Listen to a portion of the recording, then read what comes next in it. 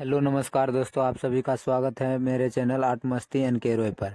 आज हम class 12th psychology का वीवीआई सब्जेक्टिव क्वेश्चन लेकर आया हूं, जो आपके डिमांड पे जो बिहार बोर्ड में पूछे जाते हैं। तो चलिए, आज का क्वेश्चन है बुद्धि के मुख्य प्रकारों का व्याख्या कीजिए। बुद्धि के मुख्य प्रकारों की व्याख्या कीजिए। बिहार बोर्ड में डायरेक्ट पूछा जाता है क्वेश्चन। तो इसका आंसर लिखिएगा। थॉर्नडाइक ने बुद्धि को निम्नलिखित 3 वर्गों में विभाजित किया है, जो इस प्रकार है। थॉर्नडाइक ने बुद्धि को कितने वर्गों में विभाजित किया है? तो 3 वर्गों में, 3 भागों में बांटा है। थॉर्नडाइक के अनुसार बुद्धि को 3 वर्गों में बांटा गया है। तो पहला भाग है प्रत्यक्ष बुद्धि।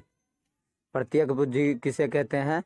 तो किसी वस्तु को देखकर जो ज्ञान प्राप्त किया जाता है उसे प्रत्यक्ष बुद्धि कहा जाता है। जो किसी वस्तु या पदार्थ को, किसी सामान को देखकर जो बुद्धि प्राप्त किया जाता है उसे प्रत्यक्ष बुद्धि कहते हैं। यह बुद्धि बालक को शैशवावस्था से ही प्रतीत होने लगता है। यह बुद्धि, इस प्रकार जो बुद्धि है, बच्चे से, जन्म से ही, मतलब बचपन से ही प्रतीत होने लगता है। इस प्रकार का बुद्धि जो शैशवावस्था, जो बचपन से ही प्रतीत होने लगता है। इसमें यह देखा जाता है कि बालक किसी खिलौना को किस प्रकार से तोड़ रहा है या खोल रहा है, खोलकर किस प्रकार से फिर से जोड़ रहा है या कुछ नया करने का प्रयास कर रहा है। इसमें यह देखा जाता है कोई बच्चा किस प्रकार किसी खिलौना को तोड़कर उसे पुनः जोड़ने का प्रयास करता है या कुछ नया बनाने का प्रयास करता है। यह प्रत्यक्ष बुद्धि में है। तो अब दूसरा बुद्धि है अप्रत्यक्ष बुद्धि। किसी संकेत या चिन्ह को देखकर जो ज्ञान प्राप्त किया जाता है उसे अप्रत्यक्ष बुद्धि कहा जाता है। किसी चिन्ह को देखकर जो बुद्धि प्राप्त किया जाता है उसे अप्रत्यक्ष बुद्धि कहते हैं। जैसे पावर हाउस में देखिएगा, बिजली प्लांट में देखिएगा, एक बना हुआ रहता है, ऐसे तीर का निशान बना हुआ रहता है, ऐसे कट्टिस का निशान बना हुआ रहता है। इससे हम देखकर समझ जाते हैं कि यहाँ पर खतरा है, और ऊपर में लिखा रहता है खतरा। उसे देखकर हम समझ जाते हैं कि यहाँ पर खतरा है।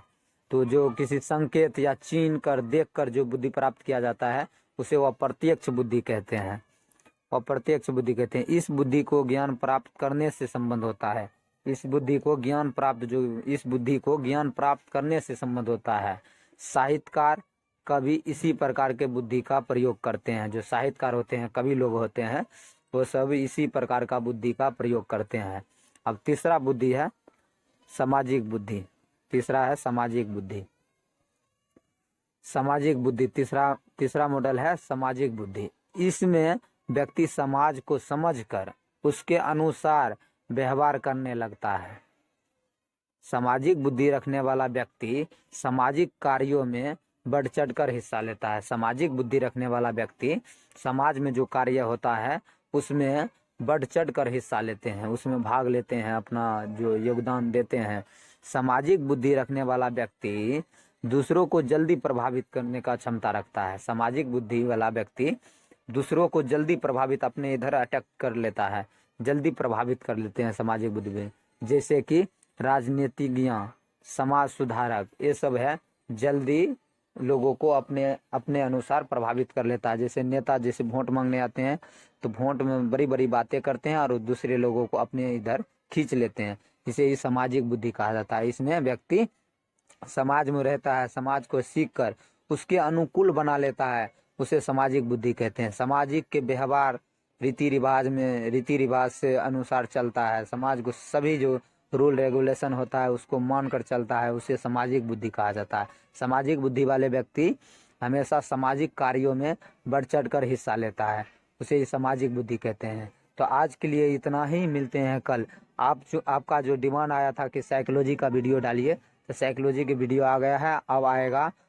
अब एक और क्वेश्चन अभी आता रहेगा, साइकोलॉजी का अब आता रहेगा। तो आप लोग उस चैनल को सब्सक्राइब करके रखें और लोगों को शेयर करें अपने ग्रुप में। जो स्टूडेंट आपके साथ पढ़ते होंगे उनको बताइए, और साइकोलॉजी का हिस्ट्री का क्वेश्चन डाला जाएगा।